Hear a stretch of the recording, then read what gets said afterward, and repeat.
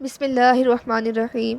اللہم صلی علی سیدنا مولانا محمد مفتاح الخیر والاسرار ومغلاق الشر والظلمات وآلہ وبارک وسلم۔ السلام علیکم ورحمۃ اللہ وبرکاتہ۔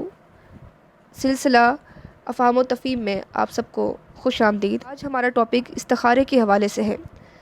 استخارہ کرنا سنت ہے اور استخارے کا مقصد ہے اللہ سے مشورہ کرنا اور رہنمائی حاصل کرنا اور اللہ سے اشارہ لینا اس بارے میں کہ جو کام ہم شروع کرنے والے ہیں یہ ہمارے لیے اچھا ثابت ہوگا یا نہیں۔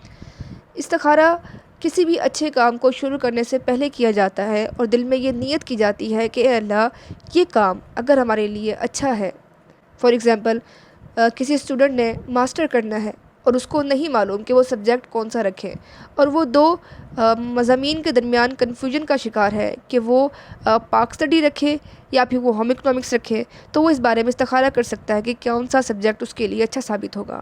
کوئی پراپرٹی پرچیز کرنی ہے یا نیا کاروبار شروع کرنا ہے یا پھر بیٹی کا کہیں رشتہ کرنا ہے اور تفتیش پوری کر چکے ہیں، اس کے باوجود آپ کشمکش کا شکار ہیں کہ یہ فیصلہ آپ کے لیے اچھا ثابت ہوگا یا نہیں، تو ایسے موقع پہ آپ استخارہ کر سکتے ہیں۔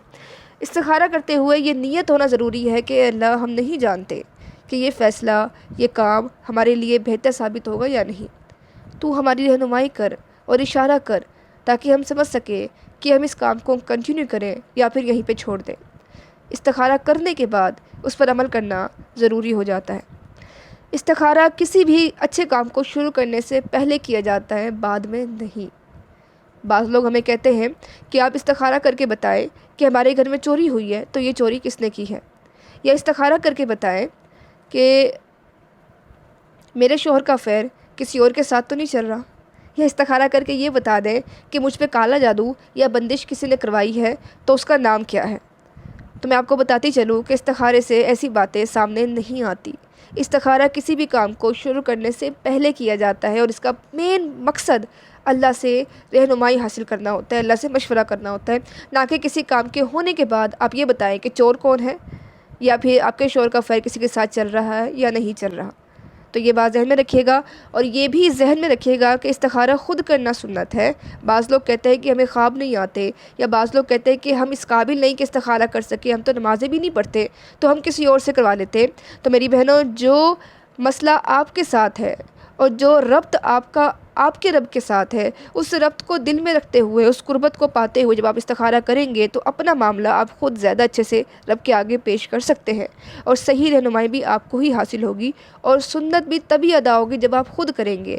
کسی اور سے کروا دینا اگرچہ استخارہ تو ہو جاتا ہے، لیکن زیادہ بہتر یہی ہے کہ آپ استخارہ خود کریں اور خود معلوم ہو سکے کہ آپ کے لیے کیا حق صحیح ہے اور کیا نہیں۔ بعض لوگ کہتے ہیں کہ ہمیں خواب نہیں آتے، تو اس کے لیے میں مشورہ یہ دیتی ہوں کہ اپنی روٹین کو درست کریں۔ اگر آپ کو 1 بجے سونے کی عادت ہے تو آپ 8 بجے عشاء کی نماز پڑھ کے، استخارے کے نوافل پڑھ کے، دعا پڑھ کے نہ سو جائیں۔ اگر آپ ایسا کریں گے تو یقیناً آپ کو نیند نہیں آئے گی۔ اگر آپ کو 1 بجے سونے کی عادت ہے تو آپ 12:30 بجے عشاء کی نماز پڑھیں، وظائف پڑھیں جو کہ آپ پڑھتے ہیں، سورہ مزمل، سورہ ملک اور تسبیحات، رات کے ذکر اذکار جو کرنے وہ کریں۔ اس کے بعد آپ 2 رکعت نفل پڑھیں اور استخارہ پڑھنے کی دعا کریں، اور اس کے بعد آپ دل میں ارادہ کریں کہ اللہ میرے لیے کیا صحیح ہے کیا غلط، اس بات کی طرف اشارہ کر دے۔ ہم ناقص العقل ہے، تو ہمارا مالک ہے، تو بہتر سمجھنے والا ہے، تیری حکمت اور مصلحت جس چیز میں تو اس چیز کو ہم پہ ظاہر کر دے۔ اس کے بعد آپ سونے کی کوشش کریں اور کسی بھی فضول کام میں نہ پڑیں، ٹی وی نہ دیکھیں، موبائل یوز نہ کریں، درود پاک اور سورہ کوثر پڑھتے پڑھتے سو جائیں۔ یقیناً آپ کو خواب آ جائے گا۔ اگر آپ کو خواب نہ آئے تو آپ اسی عمل کو 3 دن تک یا 7 دن تک جاری رکھیں۔ اگر پھر بھی خواب نہ آئے تو آپ صبح اٹھ کے دیکھیں کہ آپ کے دل میں کس طرح کے احساسات ہیں۔ اگر آپ خوشگواری کے احساسات محسوس کر رہے ہیں تو آپ سمجھیں کہ یہ استخارہ پازیٹیوٹی کی طرف ہے۔ اگر آپ کے دل میں کسی قسم کی گھبراہٹ ہے یا آپ پریشانی کا شکار ہے تو پھر آپ سمجھیں کہ یہ نیگیٹیوٹی کی طرف اشارہ ہے۔ اگر یہ کیفیت بھی نہیں ہے تو یقیناً جب آپ اٹھیں گے تو آپ کے دل میں کوئی الہام کی کیفیت ہوگی کہ آپ کو اچھے یا برے کا احساس ہو رہا ہوگا۔